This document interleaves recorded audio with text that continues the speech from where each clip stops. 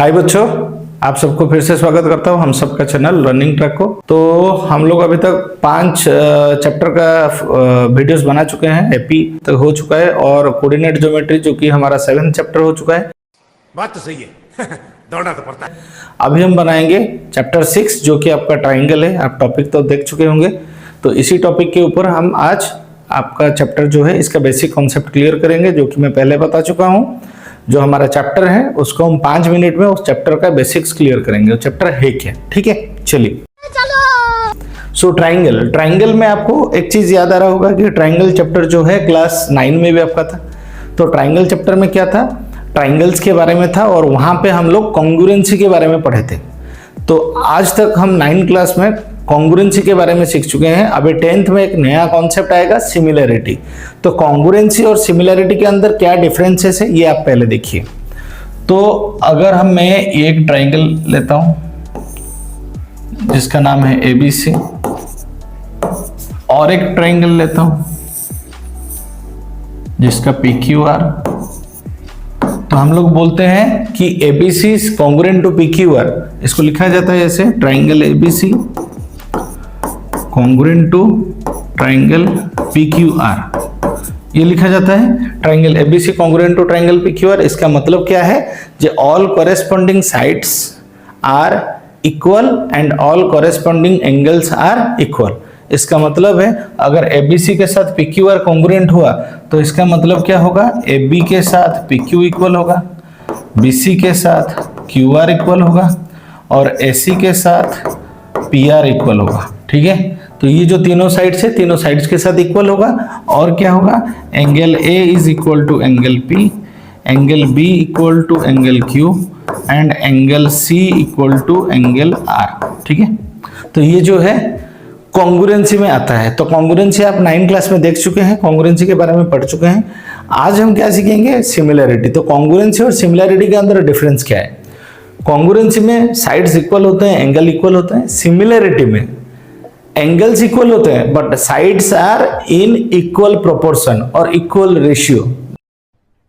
अरे कहना क्या चाहते हो? देखिए कैसे, अगर ये दोनों ट्राइंगल को मैं सिमिलर लिखूंगा तो कैसे लिखूंगा, ट्राइंगल एबीसी सिमिलर। कॉन्ग्रुएंसी और सिमिलर का साइन देख रहे हैं, खाली इक्वल इसमें नहीं बैठता, बाकी पूरा साइन रहता है ट्राइंगल पी क्यू आर। इसका मतलब एंगल्स सारे इक्वल हैं, angle A equal to angle P, angle B equal to angle Q और angle C equal to angle R. तो जो है एंगल्स जो है इक्वल हैं but sides are in proportion. इसका मतलब क्या है, A B by P Q is equal to B C by Q R और S C by P are.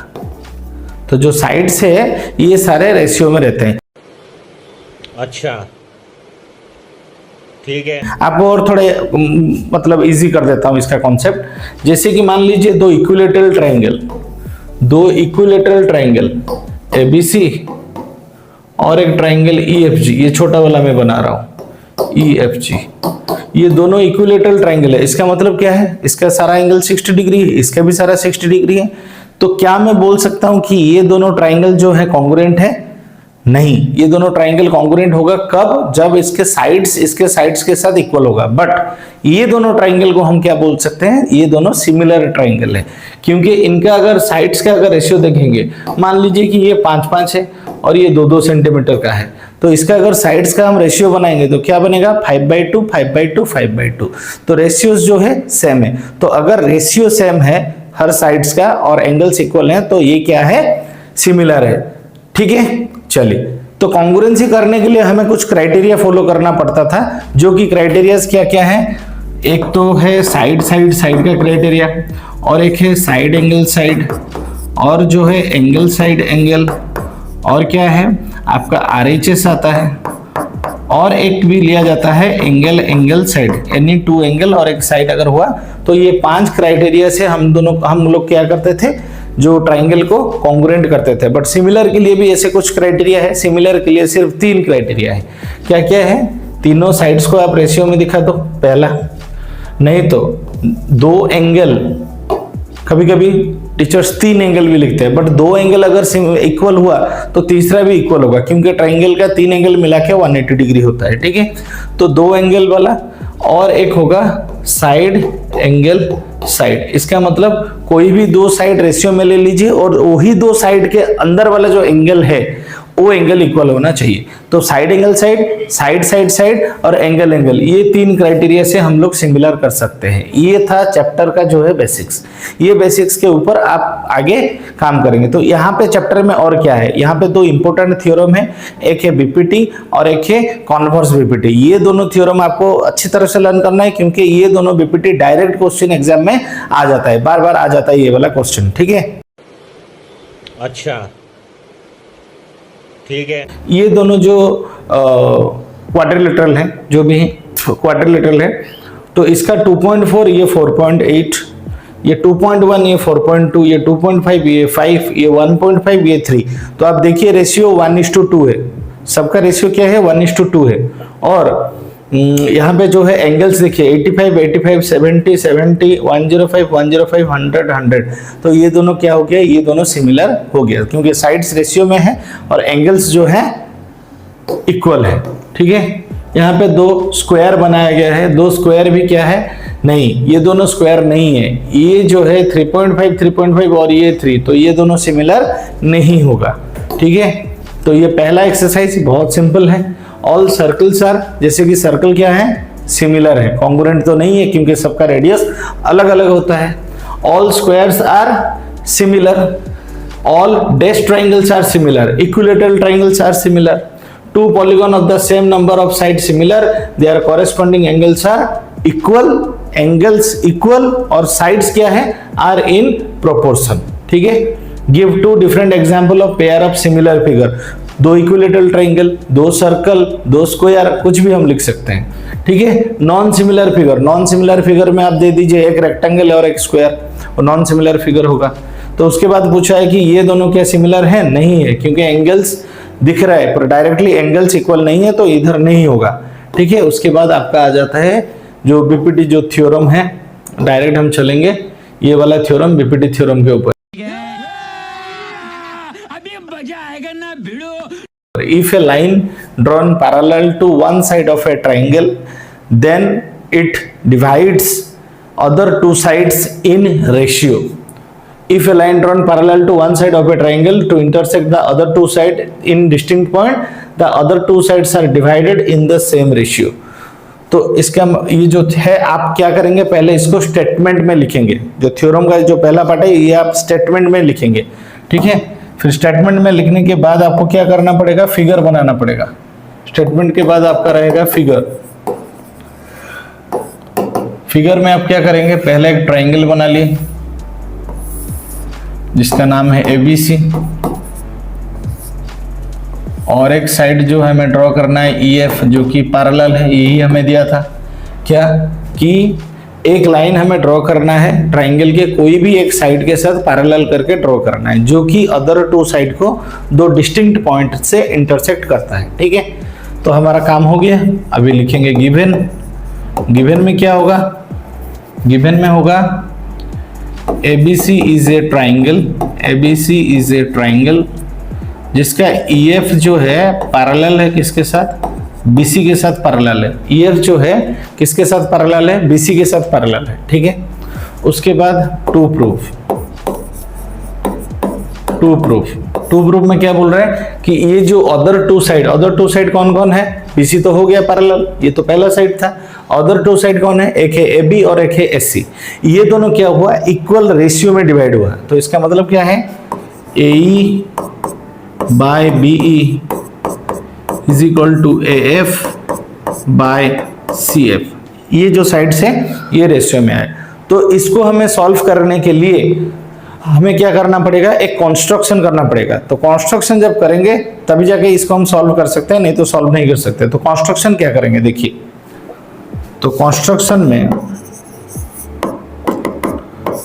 में क्या लिखेंगे, तो कॉन्स्ट्रक्शन में होगा, हाँ, ड्रॉ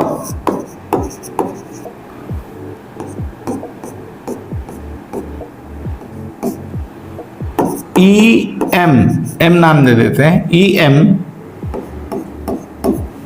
परपेंडिकुलर किसके ऊपर है, ए एफ, एंड एफ से परपेंडिकुलर देंगे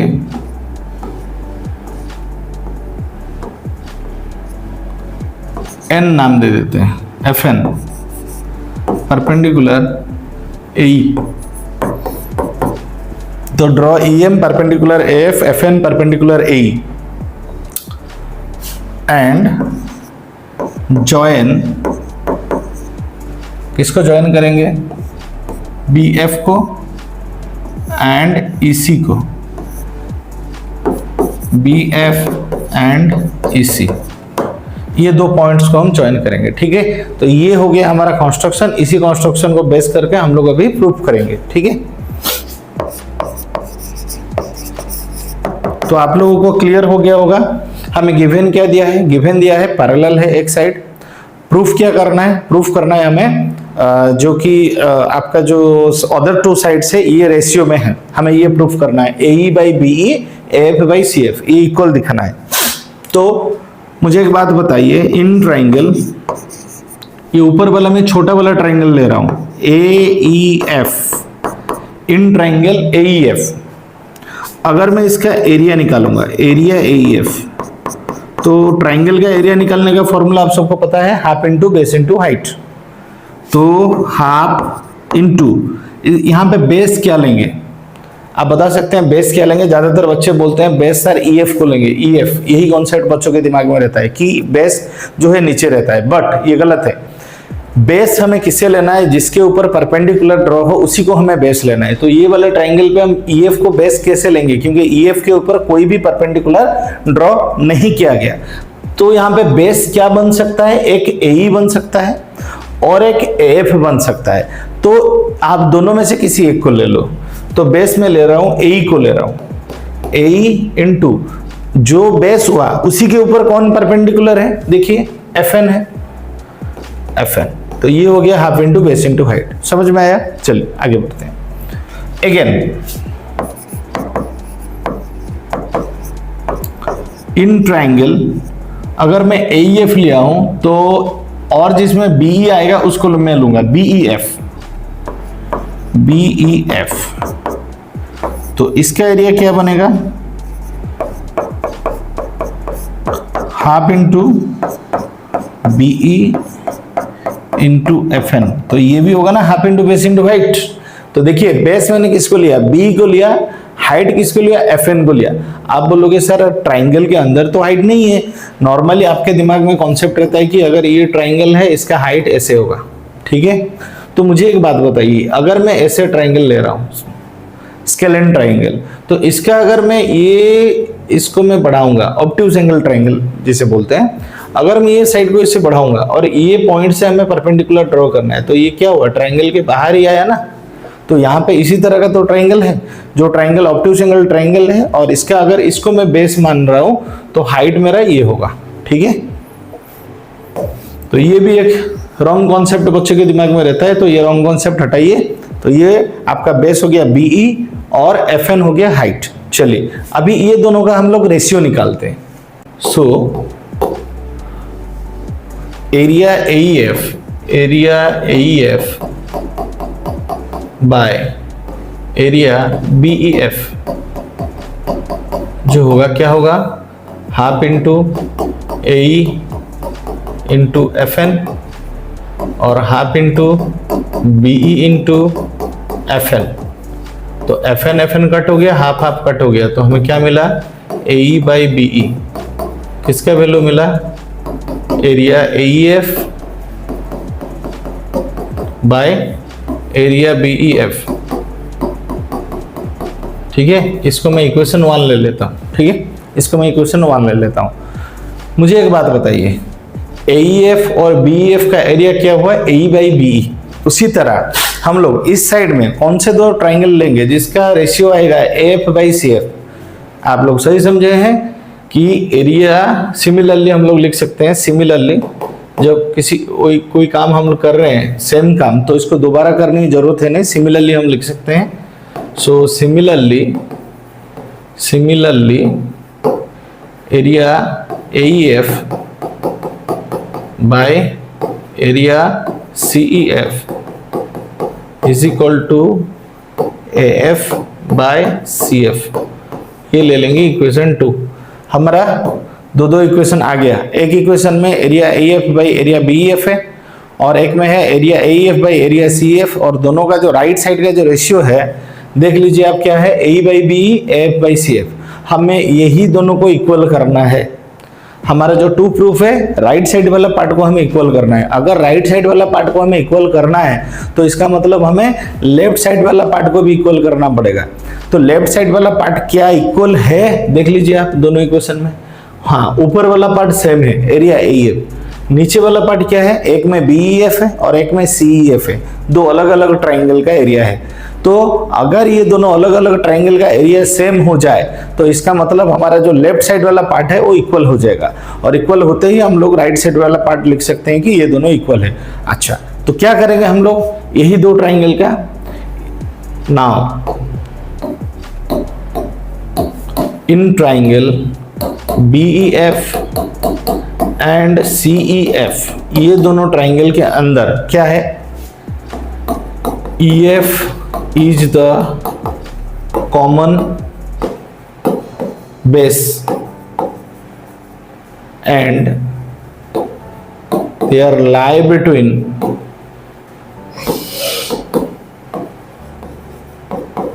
किसके अंदर लाई कर रहे हैं, EF parallel BC, EF parallel BC, so that's imply area BEF is equal to area CEF। ठीक है, इसको मैं इक्वेशन 3 ले लेता हूं। आप लोगों को थोड़ा समझ में नहीं आया होगा कि पैरेलल लाइन के अंदर आया तो कॉमन बेस हुआ तो कैसे होगा। देखिए, आपका 9th क्लास का एक चैप्टर था पुराने बुक में, एरिया ऑफ पैरेललोग्राम, जो कि नया सिलेबस में वो चैप्टर को ही हटा दिया गया। उस चैप्टर में ये वाला थ्योरम था। क्या थ्योरम, मैं आपको समझा देता हूँ। देखिए, मान लीजिए कि ये एक बेस है, जिस बेस के ऊपर दो ट्राइंगल खड़े हैं, ऐसे दो ट्राइंगल खड़े हैं, जो कि उसका जो वर्टेक्स, ऊपर वाला जो वर्टेक्स पॉइंट है एक पैरेलल लाइन के अंदर रह रहे हैं। ऊपर वाला पैरेलल लाइन नीचे बेस के साथ है और ये दोनों ट्राइंगल का जो वर्टेक्स है उस पैरेलल लाइन को टच कर रहे हैं। तो इसका मतलब अगर मैं यहाँ से परपेंडिकुलर हाइट ड्रॉ करूंगा तो ऐसे होगा हाइट, इसका हाइट यहाँ आएगा। मुझे एक बात बताइए, दो पैरेलल लाइन के अंदर हाइट जो है, डिस्टेंस सेम होता है, तो इसके लिए बेस तो दोनों का सेम है, हाइट भी हो गया सेम, तो एरिया क्या होगा, हम जितना भी ट्राइंगल ड्रॉ करें, यहाँ पे हम जितना भी ट्राइंगल ड्रॉ करें सबका एरिया सेम होगा, क्योंकि बेस तो एक ही है और हाइट तो भी इक्वल होगा, तो एरिया क्या होगा, इक्वल होगा। तो आप लोग समझ गए होंगे मैंने ये सेंटेंस क्यों लिखा। तो इसका मतलब क्या हो गया, मेरा जो है लेफ्ट साइड वाला पार्ट इक्वल हो गया। तो मैं इधर लिख सकता हूं from equation 1, 2 and 3 we get हमें मिला, क्या मिला, हमें मिला कि AE by BE is equal to AF by CF। ये हो गया प्रूव्ड। ठीक है, तो ये आपका था बीपीटी थ्योरम।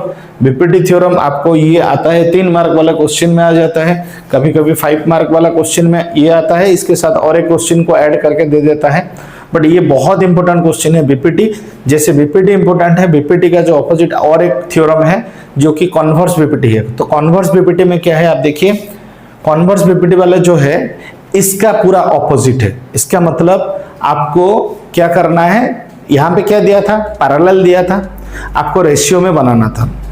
कॉन्वर्स बीपीटी में क्या है, रेशियो दिया है, आपको पैरेलल प्रूफ करना है। ठीक है, चलिए देखिए, तो ये हम कर रहे हैं कॉन्वर्स बीपीटी। कॉन्वर्स बीपीटी में क्या होगा, आपका फिगर सेम रहेगा। यहाँ पे गिवन क्या है, यहाँ पे गिवन क्या है, ABC इज ए ट्राइंगल, और क्या है आपका AE by BE is equal to AF by CF। जो वहां पे 2 प्रूफ में था, यहाँ पे ये गिवन में है। उसके बाद 2 प्रूफ में क्या होगा, EF पैरेलल BC। यहाँ पे भी कंस्ट्रक्शन रहेगा, कंस्ट्रक्शन आपका सेम रहेगा, वहाँ पे जो है यहाँ पे वही सेम रहेगा। कंस्ट्रक्शन रहने के बाद हम लोग प्रूफ करेंगे। प्रूफ में जो आपका वहाँ पे इक्वेशन 2 तक मैंने लिखा था, जो आपका मैं इक्वेशन 2 तक लिखा था, मतलब ये वाला पार्ट और यहाँ तक पूरा एग्जैक्ट सेम रहेगा। ठीक है, तो देखिए कॉन्वर्स बीपीटी में आपका जो फिगर है सेम है।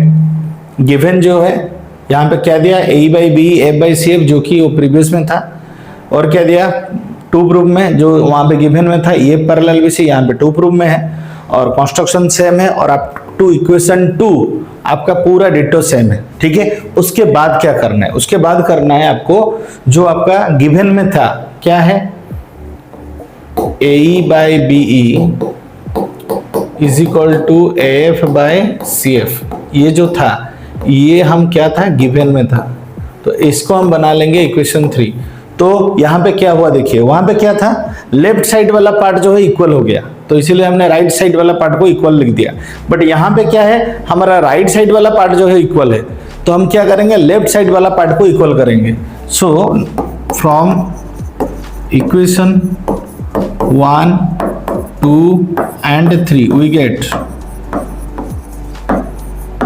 क्या मिला हमें, area AEF by area BEF is equal to area AEF by area CEF। ठीक है, तो जिसका ऊपर वाला पार्ट कट गया तो क्या आया, area BEF is equal to area CEF। तो ये 1/BEF था और ये 1/CF था, दोनों को मैंने रेसिप्रोकल कर दिया, तो एरिया BF/CF आ गया। ठीक है, तो यहां पे हमें ये मिला।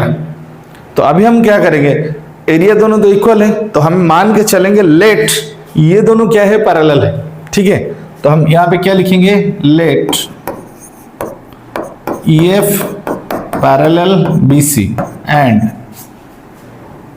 EF parallel BC। So in triangle BEF and triangle CEF, EF is the common base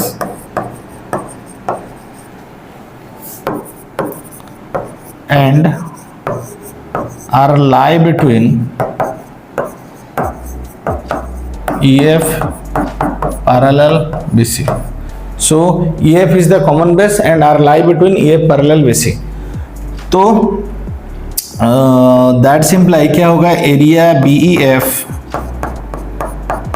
is equal to area CEF। ठीक है, area BEF equal to area CF। अच्छा मुझे एक बात बताए, ये जो है इसको हमने पहले भी कर चुके हैं एरिया BEF, सो इसको हम क्या लिखेंगे, which we early proved, which we early proved, so our assumption is correct, so our assumption is correct, so that's imply EF parallel BC। सो ये जो दो थ्योरम है आप इसको अच्छी तरह से प्रैक्टिस कर लीजिए, और ये जो थ्योरम है ये आपका बहुत इंपॉर्टेंट है, बीपीटी एंड कॉन्वर्स बीपीटी। इसके बाद जो ये था चैप्टर का बेसिक्स पूरा थ्योरम के साथ, इसके बाद हम लोग इसका एक्सरसाइज लाएंगे, एक्सरसाइज का वीडियो आप लोग को मिल जाएगा। तो ये बेसिक्स के साथ आप चैप्टर आगे बढ़िए, और एनसीईआरटी का एक्सरसाइज जो है आपको बाद में मिल जाएगा। तो इसी तरह आप लोग सपोर्ट करते रहिए, सब्सक्राइब करते रहिए। आप लोगों को बहुत बहुत धन्यवाद। इसी के साथ आज की मजदूरी यहीं खत्म करते हैं। अगर तुम्हें वीडियो पसंद आई तो लाइक मारो यार, मुझे नहीं पता, मुझे 2 मिलियन लाइक्स चाहिए, कैसे ना कैसे करके मुझे चाहिए। इतना झिला मैं कभी नहीं होऊंगा अपनी पूरी जिंदगी में जितना इसमें झिलाऊं, मुझे चाहिए ही चाहिए। तो लाइक मारो, और अगर तुम लोग नए हो तो सब्सक्राइब करो, वो जो लाल वाला बटन है उस पर फूट फेंक के मारो या फिर मोमबत्ती, मुझे नहीं पता, बस क्लिक हो जाना चाहिए। अब मैं भी जा रहा हूं, मुझे पैसों के पीछे भागना है। बाय।